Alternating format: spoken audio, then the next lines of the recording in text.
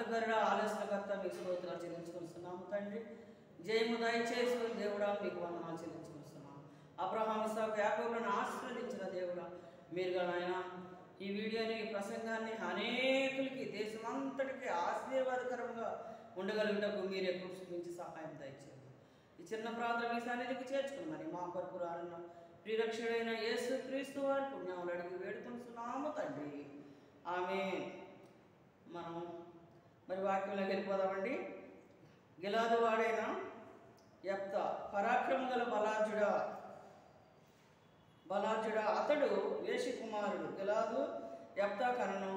గిలాదు భార్య అతనికి కుమారుని కనుక వారు పెద్దవారై యెఫ్తాతో, నీవు అన్యస్త్రీకి పుట్టినవాడు గనక మన తండ్రి ఇంట నీకు స్వాస్థ్యము లేదని యెఫ్తా తన సహోదరుల నుండి పారిపోయి తూర్పు దేశమునకు నివసింపగా అల్లరి జనము యెఫ్తా యొద్దకు వచ్చి అతనితో కూడా సంచరించుచుండెను.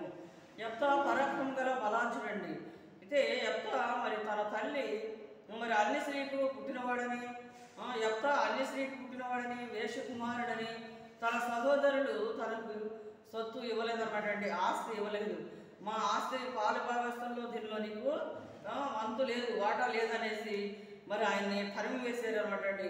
అప్పుడు మరి గిలాదు వాడైన యెఫ్తా పరాక్రమం గల బలార్జుడు దూరముగా పారిపోయి తూర్పు దేశంలో నివసిస్తున్నాడు అనమాట అండి.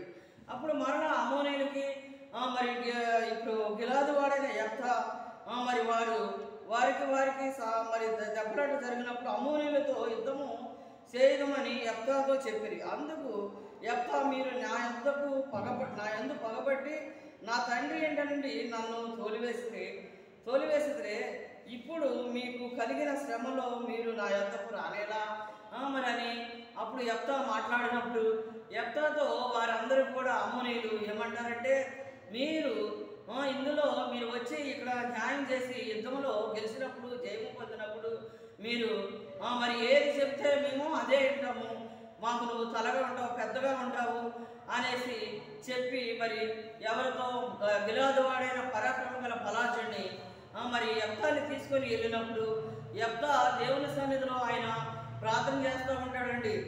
ప్రార్థన చేస్తూ ఉండగా మరి యెఫ్తాని తీసుకెళ్ళినప్పుడు యెఫ్తా ఒకటే మొక్కుబడి చేసుకుంటాడు అనమాట.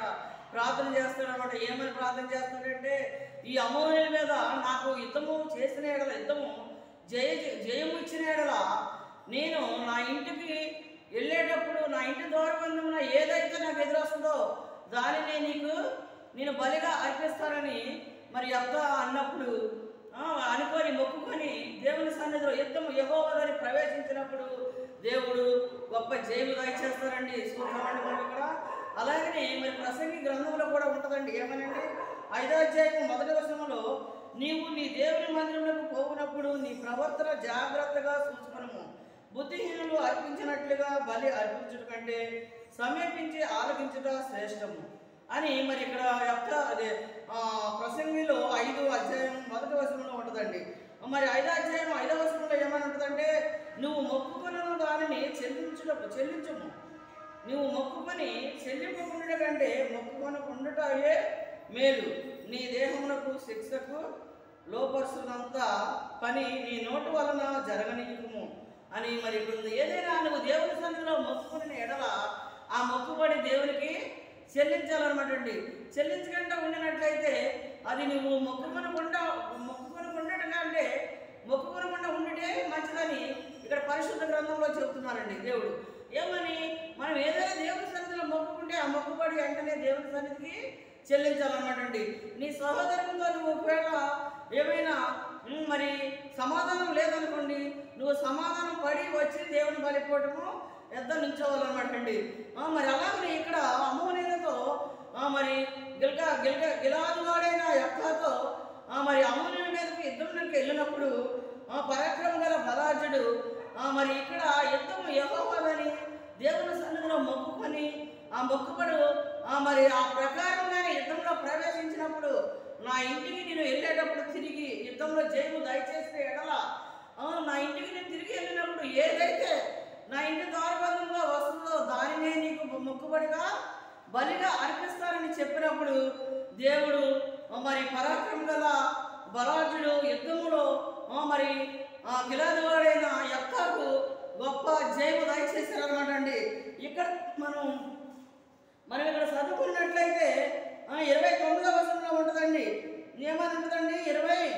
19వ వచనంలో, మరియు ఇశ్రాయేలు అమోరీలు రాజైన సీహోను, మరి ఇక్కడ 21లో, అప్పుడు ఇశ్రాయేలు దేవుడైన యెహోవా చేతికి అప్పగింపగా వారు జనములను హతము చేసెను. తర్వాత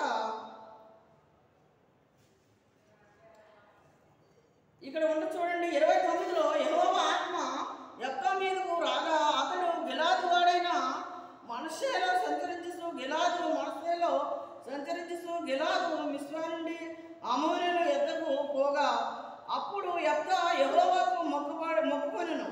ఎట్లనగా, నీవు నా చేతికి అమ్మోనీయులను నిశ్చయముగా అప్పగించిన యెడల నేను అమ్మోనీయుల యొద్ద నుండి క్షేమముగా తిరిగి వచ్చినప్పుడు నన్ను ఎదుర్కొనుటకు నా ఇంటి ద్వారము నుండి బయలుదేరి వచ్చినది ఏదో అదే యెహోవాకు ప్రతిష్టమగునని మరియు దహన బలిగా దాన్ని అర్పించదనని. అప్పుడు యెఫ్తా అమ్మోనీయులతో మరి యుద్ధము చేసినప్పుడు అమ్మోనీయులతో దేవుని సన్నిధిలో ప్రమాణం చేశాడండి.